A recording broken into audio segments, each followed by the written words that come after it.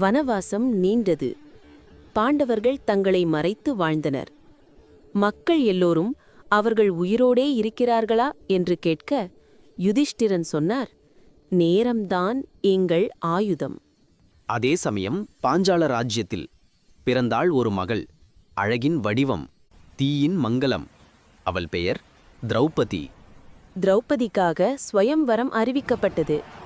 இந்த வில்லை யார் இழுக்க முடிகிறாரோ அவர்தான் அவளின் கணவர் என்று அறிவித்தார் ராஜா துருபதன். மகத்தான மன்னர்கள், வீரர்கள் யாரும் வில்லை இழுக்க முடியவில்லை. ஒவ்வொருவரும் முயன்றார்கள். வில் உடைந்தது, மனம் உடைந்தது. அப்போது வந்தார் ஒரு பிராமணன் போல நின்ற அர்ஜுனன். அமைதியான முகம், தெய்வீக பார்வை, மனதில் நம்பிக்கை. இது என் விதி என்று சொன்னார். அர்ஜுனன் வில்லை கொண்டு சுலபமாக இழுத்தான். ஒரு கணத்தில் அம்பை எய்வி குறியை தாண்டினான். மண்டபம் முழுக்க ஜெயம் என எழுந்தது. திரௌபதி முன்னே வந்து அர்ஜுனனுக்கு மாலை அணிவித்தாள். இருவரின் கண்கள் சந்தித்தது. அது விதியின் உத்தரவு போல இருந்தது. அர்ஜுனன் மகிழ்ச்சியுடன் வீடு திரும்பி சொன்னான், அம்மா, நான் இன்று ஒரு பெரிய பரிசு வென்றேன். குந்தி தெரியாமல் சொன்னார்.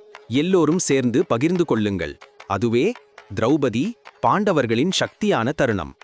அந்த நாளில் மகாபாரதத்தின் காதல் அத்தியாயம் எழுதப்பட்டது. ஆனால் அதே நாளில் பிறந்தது பகையும்